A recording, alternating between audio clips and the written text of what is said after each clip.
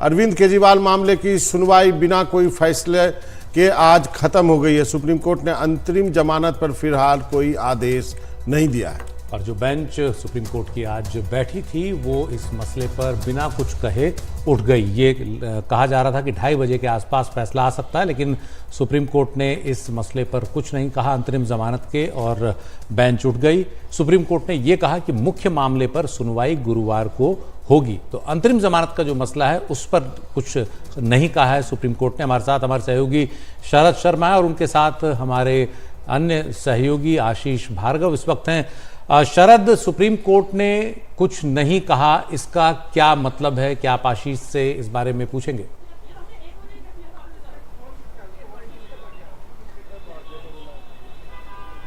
देखिए, लग तो यही रहा था कि अंतरिम जमानत अरविंद केजरीवाल को मिल सकती है, क्योंकि जिस तरह के संदेश, यानी कि जब सुनवाई चल रही थी तो आशीष भार्गव हमारे सहयोगी अंदर से भेज रहे थे, रिपोर्टिंग कर रहे थे, तो उसे देख के ऐसा ही मैसेज जा रहा था कि कोर्ट इस पक्ष में है कि ये मामला जो है लंबा चल सकता है, कि जो अरविंद केजरीवाल ने अपनी गिरफ्तारी को चुनौती दी है तो ये अवैध है या नहीं है, इस पर जो है फैसला जो है लेने में समय लग सकता है कोर्ट को। तब तक के लिए अंतरिम जमानत दे दी जाए, क्योंकि चुनाव चल रहे हैं।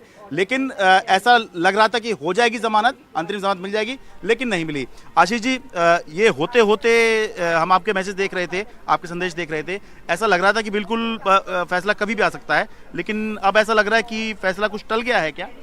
जी देखिए, कुछ नहीं कहा जा सकता। उन्होंने कोई बात ऐसी कही नहीं कि वो फैसला कब सुनाएंगे। उन्होंने सिर्फ ये बोला है कि हम अपना मन बनाएंगे और उसके बाद आपको बताएंगे। तो जाहिर तौर पर कि अब क्या फैसला आएगा, कब फैसला देंगे, ये हम नहीं कह सकते। जज के ऊपर है, दोनों जजों के ऊपर कि कब फैसला सुनाएंगे। लेकिन आज अभी की हम बात करें तो फिलहाल अरविंद केजरीवाल की अंतरिम जमानत पर फिलहाल कोई फैसला नहीं आया है। हमें इंतजार करना होगा। निश्चित तौर पर अरविंद केजरीवाल और आम आदमी पार्टी भी इंतजार ही कर रही होगी। ये एक तरीके से दोनों पक्षों की दलील सुप्रीम कोर्ट सुन चुका है। यहाँ पर सुप्रीम कोर्ट ने अपने भी सवाल खड़े किए हैं कि एक साधारण परिस्थिति है, नेशनल चुनाव है, इसको आप फसल के जोड़ने या किसान से नहीं जोड़ सकते। वो दिल्ली के मुख्यमंत्री हैं और प्रचार में उनको अगर बेल दी जाती है तो और सिर्फ इलेक्शन के लिए ही हम विचार कर रहे हैं, सुप्रीम कोर्ट ने साफ किया। अगर चुनाव नहीं होते तो अंतरिम जमानत देने का कोई सवाल नहीं उठता था।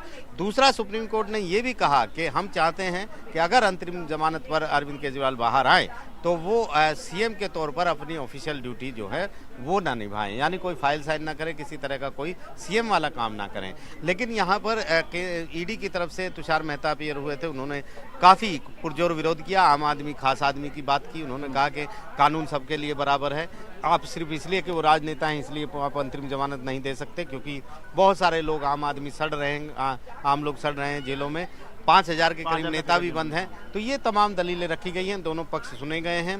फैसला जो है सुप्रीम कोर्ट ने अभी सुनाया नहीं है। अंतरिम जमानत मिलेगी या नहीं मिलेगी ये सुप्रीम कोर्ट तय करेगा।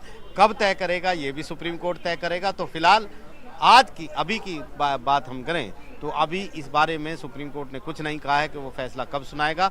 हालांकि जो याचिका जो अरविंद केजरीवाल की चल रही है यहाँ पर रिमांड जो अरेस्ट को चुनौती दी है उस पर गुरुवार को सुनवाई करने की बात सुप्रीम कोर्ट ने इसमें सवाल मैं पूछ रहा था कि दर्शकों की क्लैरिटी के लिए कि अगर गुरुवार को सुनवाई की बात सुप्रीम कोर्ट कर रहा है, यानी 2 दिन बाद, आज 7 तारीख है, मंगलवार है, अगर गुरुवार को सुनवाई है, 9 मई को सुनवाई है, तो फिर इंटरिम बेल पर क्या सुप्रीम कोर्ट अभी फैसला देने की सोचेगा? क्योंकि इंटरिम बेल तो देने की बात तब थी जब ये कहा जा रहा था कि समय लगेगा मेन पिटीशन पर सुनवाई करने में, तब तक के लिए इंटरिम बेल दे देते हैं क्योंकि चुनाव चल रहे हैं। तो आपको लगता है कि अभी फिर इंटरिम बेल पर फैसला आने में समय लग सकता है?